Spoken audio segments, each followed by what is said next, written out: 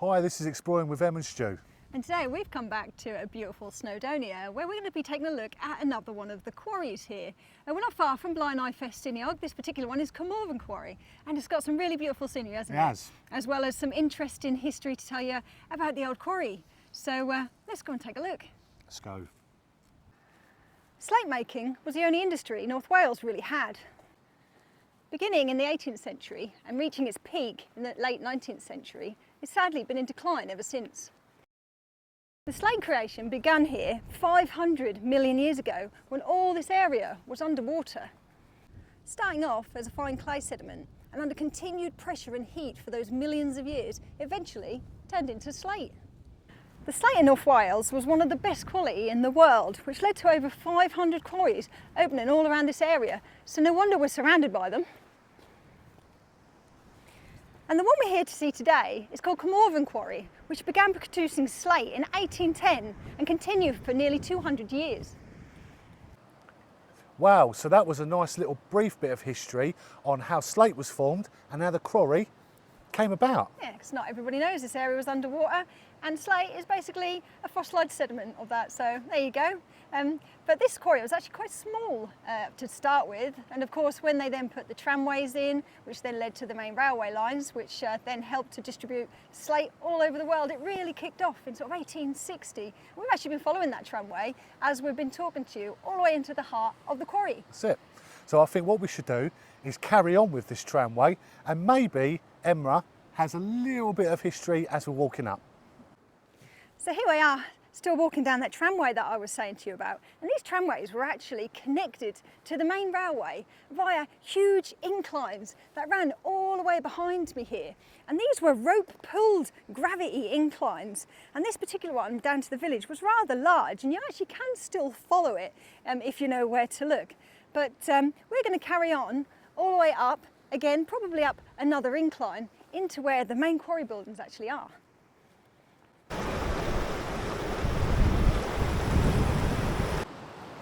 A quarry this size would have had a workforce of hundreds of men, and some actually lived on site with their families in small barrack houses like these.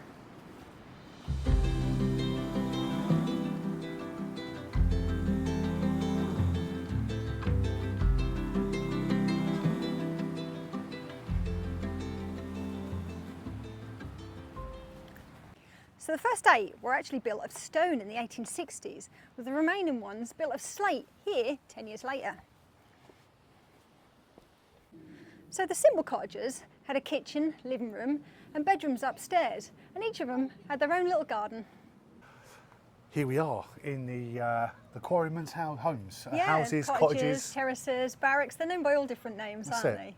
But they are really, really cool. As you can see, obviously the second floor has now gone because there's a window just up here, and this would have situated bedrooms. Yeah, there was up to 2 bedrooms, believe it or not, in these, and we actually know that in 1871 this terrace of houses, I think there's 13 altogether, were actually occupied by something like 32 people, and they weren't even all occupied at that point. No. So you're talking about a lot of people crammed into a very small space. But you have a look at them and you go, oh, it's got all the comforts. Actually, these places weren't comfortable really at all. They were open to the elements, they leaked and everything else. I mean, I think the only source of warmth they would have had was these fireplaces, which would have had stoves in them. Yeah, this would have doubled up as a kitchen as well, no doubt, Yeah. wouldn't it? So they would have been rather drafty, and these slate ones were actually a little bit more luxurious than the stone ones that were built earlier that we'll have a look at in a minute. Yeah. But it's quite incredible that they're actually still standing in reasonably good state considering. I think it's quite amazing actually that these places are still actually existing when they're just made out of slate and they've not just tumbled over. No. I find that, I know they were held in with like a cement mix or whatever it was, but it's still pretty amazing. But we'll go and have a look now on the outside. We'll get some cinematics and we'll head over to the stone part of the Quarrymen's cottages. Show you a few more features. So there wasn't actually any toilets inside these cottages. They actually had to be shared in communal toilets that were outside. And unfortunately these ones were very well known for their disgraceful conditions, which led to numerous cases of diphtheria. And although they were actually told to improve the sanitation of these, not really very much was done. So, diphtheria, I mean, that's not a great disease, and bacteria to have around the area Yeah. at all, is it? Yeah, I believe a lot of the sewage was actually collected in large tanks just behind these sort of communal toilets, and they didn't really empty them out very often, which obviously led to all that disease. This one, they had the inspectors come in quite a lot and tell them how awful the conditions were.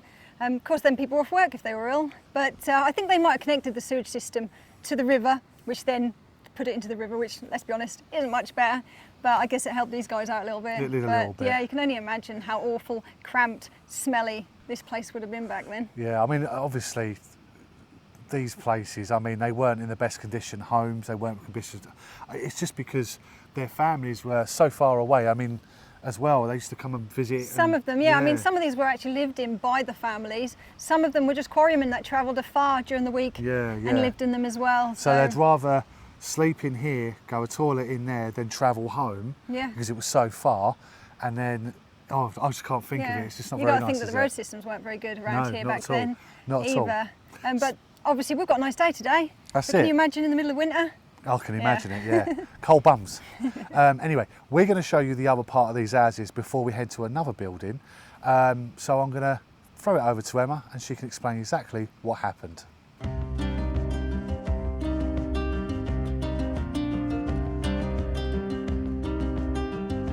Little sad eyes, don't you cry 'cause you know. Little sad eyes, love will come, love will go. And when you're strong, you never ask why. But can you learn to love your weakest side? Little sad eyes, I see you carry all that pain. It's a sad life. If the hurt is all in vain, but you'll get through the darkest nights when you learn to find your shining lights. Little sad eyes, don't you see? So just leaving the slate houses behind us, we actually come up to the slightly earlier ones, which I said were built 10 years previous. And these ones, for some reason, are actually built in stone. And as you can see, they've not actually lasted particularly well because they are pretty much now just piles of rubble. So some nice facilities were actually provided for the families. And just up from the terrace to my right here, we've got this little congregational chapel, which was built around about the same time as the terrace, and was not only used for worship, but was also used as a Sunday school and a bit of a community centre. And sadly, is in quite a ruinous state, but we've still got nice little remains just here behind me.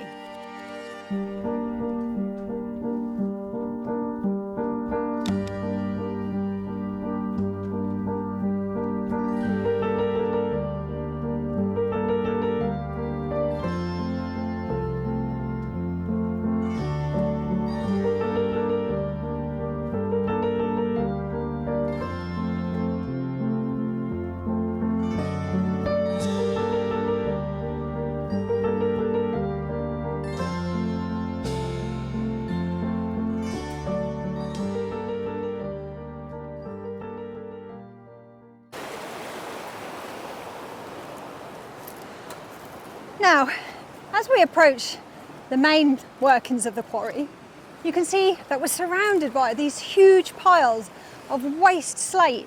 And that's because with every 10% of slate that was actually used and taken from the quarry, 90% of it was actually just waste product that they didn't need. And so it was just dumped in these huge piles all around the mountains and countryside here. And here we are. We're at quite a significant part of the quarry. Little collection of buildings It here. is a collection of buildings.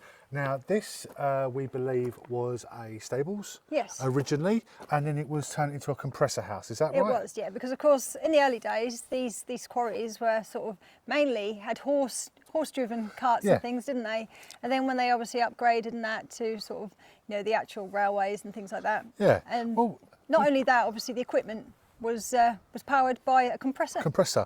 Well, what we'll do is we'll stay on the old on the old camera there. We'll just have a quick look inside. I mean, the compressor obviously doesn't exist here anymore, but you can get a rough idea on how big the area was. So we'll just give you a little tour here. It is quite dangerous in there. We're not going to go in there. We have got Finney with us today.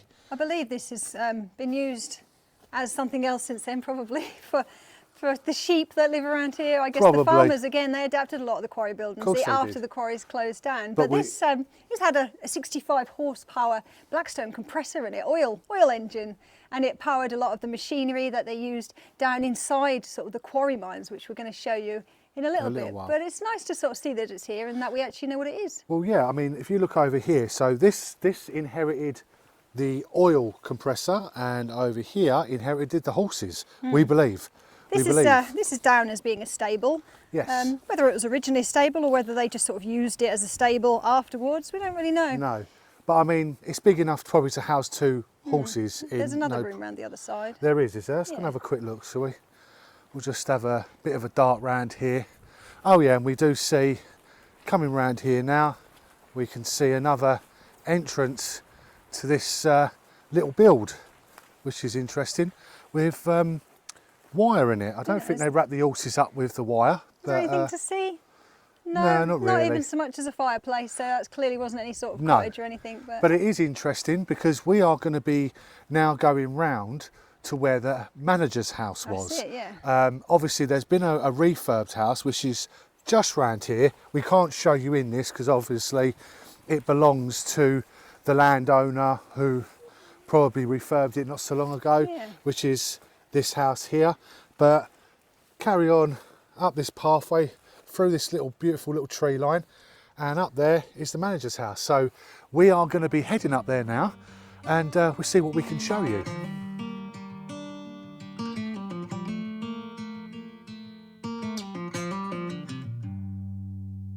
Heading back to what used to be home, passing by those little towns I know so well, stopping for gas and then I'm behind the wheel again. Driving is like a spiritual cleanse where every mile is a new beginning and every bend holds a new end. Eyes on the road, don't lose control. So here we are, up on the little hill, in a nice little sheltered nook. We've got the manager's house.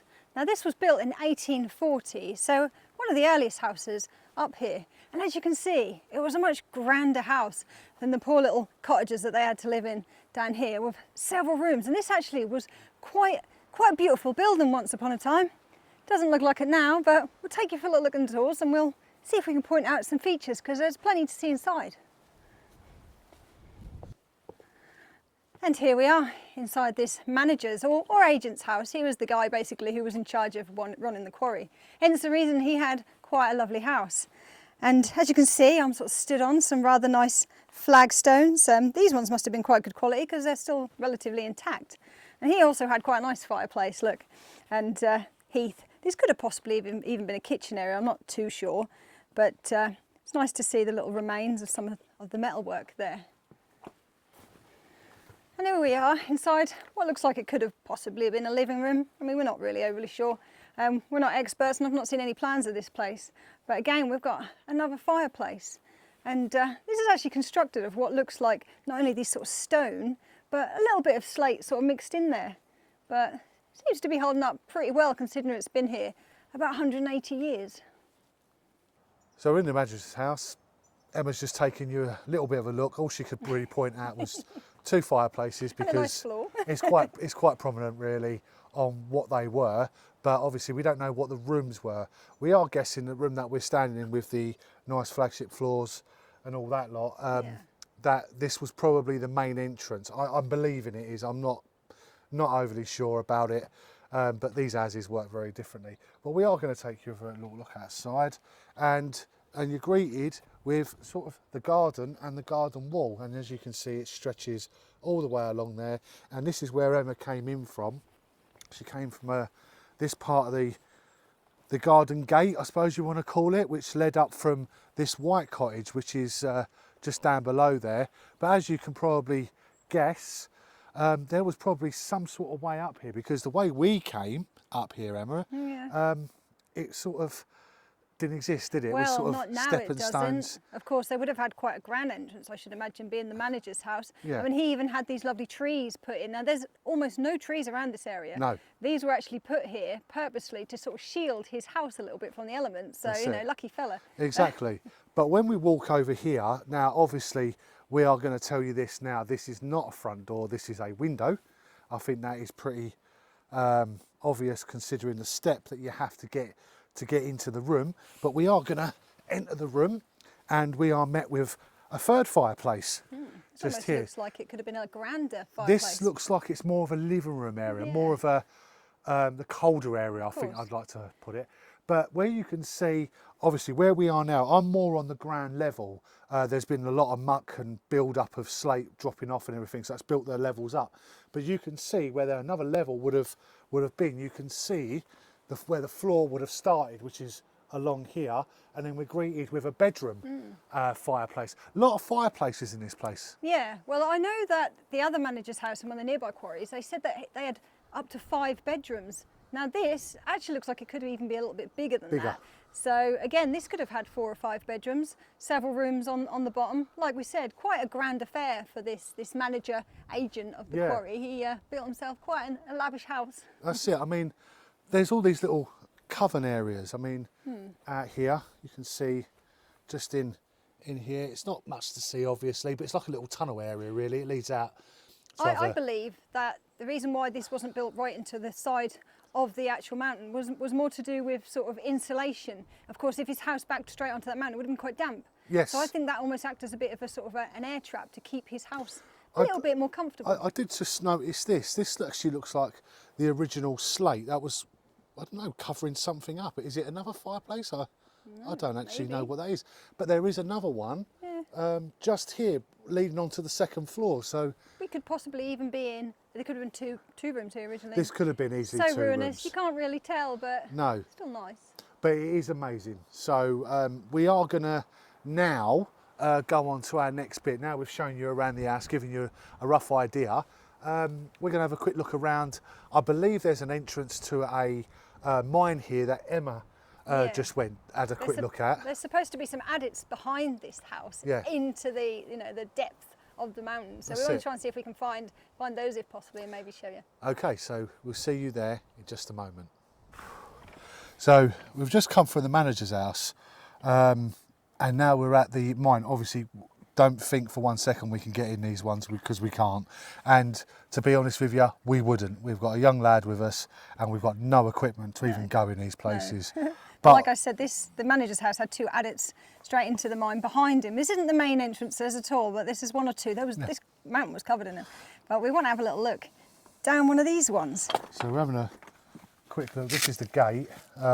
Emma's just getting a super spectacular Well, light out I that we don't- paid for, I'd like to mention. I don't actually know even if this is going to be bright I enough don't know, we can have a to look. show you. Oh, you can see down there. There you go. Yeah. Oh, there you go. Look at that. And it goes quite far down. My torch won't even shine. Yeah, no, There's a it's little fine. sign there which basically says like no It's- entry, but it's locked anyway.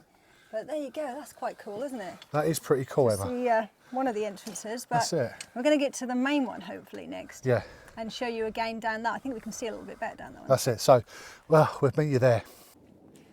So by the 1860s, most of the quarrying here was actually done underground, deep inside of the mountain, rather than the open cast.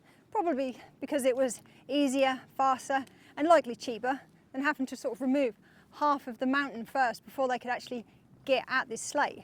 And this one actually stretches for 1,300 foot inside this actual mountain and branches off into all different caverns. And I do believe it actually ends up going right out the other side and connecting with a quarry on the far side. I mean, it's really quite incredible. And we're going to see if we can take just a little look inside it, although unfortunately we can't actually go in it properly. Let's have a look. So 250 men actually had to venture down these mines every single day, often in horrendous conditions, using just candlelight to begin with. And so here we are, having a little look down the quarry. I've got my waterproof shoes on, unlike Stu and Finley, that's why I've been sort of nominated for this one. But here we are. It is locked. We didn't know it was going to be locked. They do actually do tours, I think, down this one. But you need to be like a little bit more adventurous than us to do it.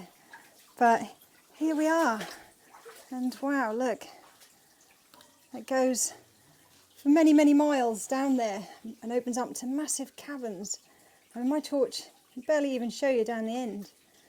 Real shame, would have loved to have been able to have a bit of an adventure and have a little look down there, but maybe that's one for a future event, maybe when we start getting into a bit of caving and we have the safety equipment to do so. But that's really incredible and lovely to see. Emma's just come out of the mine. Well, she didn't go in the mine, but she just done some photographs and that. And as we were coming out doing a bit of filming and I came up to sit, a load of miners came out. I was taking off my waterproof welly protector things, turned around, and there's like half a and there they dozen were. people in hard hats and harnesses. So yeah, I didn't even hear them in there, so that's quite incredible. But it does go to show that you can actually do some sort of tour in there, like I was saying, and we'd love to have a look into that in the future, definitely. Well, Emma was actually just up on this incline just above here, taking some photographs, and we both noticed we now know what the White House is used for. Oh yeah. It's actually used for the cavers, the miners, Yeah, who go in for doing tours. So obviously the caving school use it for their storage and things. So yeah, and that's why it was. That's obviously why it was restorised, and that's why it's been. That's it, absolutely. That's it. But anyway, back to obviously this mine. You know, like I said, 250 men went in there, and it was quite dangerous. They actually say the life expectancy of these quarrymen was only about sort of 38 to maybe sort of early 40s, because they all got sort of silicosis, which was caused by the dust on the lungs and things. So I mean, it's quite sad really when you think about these beautiful places actually were really quite dangerous. And not just that, obviously, you know, they were living in poor conditions, and then they were going to poor conditions to work. Earning pennies. What chance did these men have? By the time they paid the quarry their fee for letting them use it, by the time they paid for their tools, because they didn't get their tools supplied to them, no, they had to pay for everything. And there was history of these sliding, the spoil sliding, and it could slide straight over their tools. Their tools are gone forever, and they'd have to go and pay for some more. They had no chance, did they? No, absolutely. They were literally ended up with, you know, pennies at the end of it. So sad, but that's reality of how it was back then. It was, yeah. And it's not that much better these days, No, from not what I hear. No. Small amount of quarrying that still does go on around these mountains. But. So we're going to crack on. We'll see what else we can find, and we'll see you in a little while.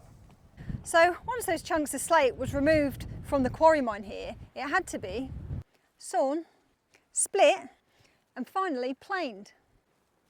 And this was done at one of the cutting mills, and we believe we've got one of the original ones here just behind us. Walking along the pathway here, and Emma's just explained to you about what we're seeing just here. Now, this looks like a pile of rubble. In respect, it is a pile of rubble. It is now, But this is the original, this is one of the cutting sheds. And we believe so, because there was another one built on the spoil of the main mine, and we believe this probably is the remains of that cutting mill. We might not be completely right, because we're not overly sure, but it very much looks like it. The thing is, we've been to a few of these places now, and we sort of know the vast size of the cutting mills. Yeah. Now, you can see over here is one of the big walls, okay, and it cuts all the way down here to another section just along here, and then there's a remainder where the Christmas tree is, just here, where another wall is. So you can sort of imagine the vast size of the cutting shed. Now, I'm definitely under the belief this is the cutting shed. It's in a perfect location.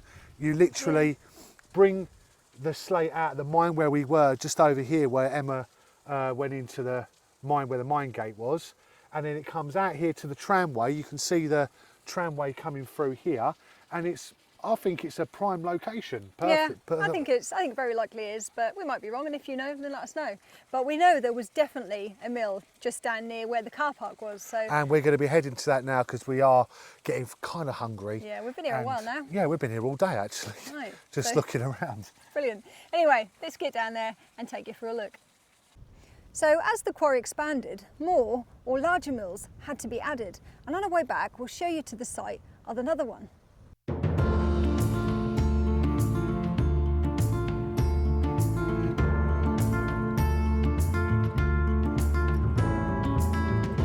Now I have closed the blinds, I shut the shades, but it's inside.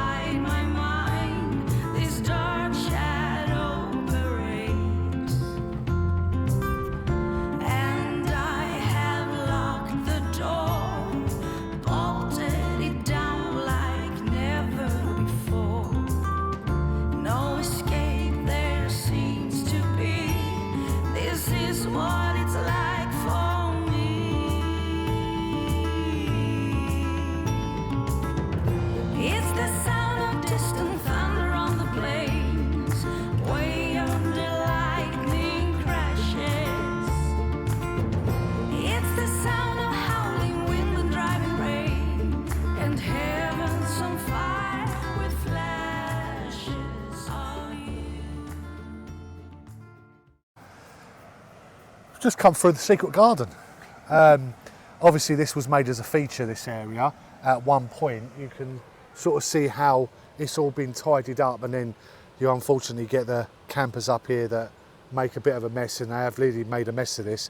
But the actual footpath here is actually closed. Yeah, it seems that way, yeah. People do come across the footpath as we just walked upon it, but this has obviously all been treated nicely and then closed. Yeah, it's strange because our understanding is that this is where the cutting mill was, and there are some features we'll show you in a minute, but it's almost like they've landscaped it into, like Stu A said, garden. a bit of a secret garden area with little monument things and Yeah. stuff, and then just left it rack and ruin. Yeah, and then obviously people have come up and treated it quite badly. Yeah. There's a lot of rubbish scattered over this bit, and we've not seen rubbish the whole day. No. And just on this They area. obviously only come this far. Ah, fair enough. That's it. Well, we're going to have a quick look, and we have got a beautiful view. I will show you the view. I mean, look at that. This is why they come wild camping. Yeah. I mean, if me and Emma are wild campers, but as you probably know, we clean up after ourselves, keep our area very clear. We would But never dream of doing this. no, definitely not. But if you have a look at that, now this is the spot of green just here, and then you've got all that view, the waterfall just here. Yeah, just above It's- it, you've got the incline of the railway down to the village. You can just It's about make that out. It's Very, very picturesque. Now this is a perfect place for me and Emma, but we're not doing wild camping today. We're doing a serious video about the mills. So Okay, let's get back to that let's then, get shall back we? to it. So the newer mill built here was known as London House Mill. So rail tracks entered from the north with the raw slate. And once it was finished, usually into roofing tiles, it was loaded onto wagons, put on the railway and shipped all over the world as far as Australia. And the mill was powered by a water wheel. And here it is. The water wheel is quite impressive. It's a little bit full of junk, just like the secret garden. But as you can see, I can't take you entirely into that. I might be able to take you down the stairs though. There's some steps. So let me just see if I can get you down here and we'll have a look. It's quite impressive. You can still hear water. Okay, so we've got an electric generator there. So obviously this was put as an electric. Yeah, I think these were obviously adapted and things over Yeah, the of years, course weren't they were. But you can still see the remnants of sort of the old structure of the water mill. Some of this, I believe, like I said, has been added on later, but definitely there's some original stuff in there. It's a shame that we can't see the wheel pit properly. This would have had a massive wheel in it once upon a time. And not just that, you can still hear water flowing through this. Oh yeah. It's quite impressive actually. Of course, because it was fed by the reservoir that was built just above here, which was obviously fed from that great big sort of waterfall That's river it. that we keep hearing. So great place to have a mill and Yeah, and all that. it's here, I actually quite suppose, amazing. yeah. And obviously the roof is That's sad. caving in, so we've got to be very careful where we are. We see this in war buildings quite a lot. So, Yeah, okay, well we're going to get out and hopefully say goodbye to you because it's starting to rain. Typical Welsh weather, I suppose, Well, especially it in the north. So, but we didn't come down for the weather, we came down to make videos for you. So, despite nearly 200 years of production of this quarry, it wasn't always plain sailing because it opened and closed several times up until the 1970s when the nearby Oakley quarry, which this one is actually connected to underground, had to close because of high expenses of pumping out the water because these were always flooding. And so inevitably, when that quarry closed in 1970, this one pretty much ceased its production. And I think it just sort of limped on a very small scale up until 1997 when they completely stopped all quarrying and it was just left. So Emma's just done that final bit of Yeah. end of story. It's Now quite having a sad. little look around sort of the sad remains of what's now left, Yeah. which is very scenic, but sad really Sad. that you think all the people that lived up here and all the men that worked up here, this was quite a community once upon a time and now it's just empty really, Yeah. nobody lives up there anymore. other than down in the town. That's it. But there's no work for them, is there? No, So nothing. sad, really. It is sad, considering when you walk around these places, you sort of get the gist of the stories, that they lived in bad conditions, they worked in bad conditions, they had Paid badly, yeah. very, very bad, just to earn an honest day's crust for their family. Yeah. It's quite But sad. that, as I said at the beginning, slate was really the only main industry up Yeah. here. So if you lived up here, you probably worked in the slate industry. That's it. And now that there's hardly any slate industry going on in North Wales, that was their main way of living. That's it. So But, you know, if you have enjoyed the video yeah, and listened to the sad stories, please like and subscribe. We are building quite well. And our last church video, please check it out, actually gained quite a bit of a result, didn't yeah. it? It was, so if you like they things enjoyed like that, we've got many videos here in Wales, Derbyshire, plenty in East Anglia, where we obviously come Yeah. from. So if you want to check them out, Yeah. then please. And we also have a Patreon. We've actually gathered a really good community recently. So if you want to have a look at that, please join. It's only £3 flat rate. We get some extra content with Yeah, that. and all the information will be below, of course, with our Facebook and Instagram and everything else. Yeah. But anyway, here up in Snowdonia, up in the Cwmorthin mountains That's it. of North Wales. Thanks for watching as always. Thank you. Bye-bye. Bye-bye.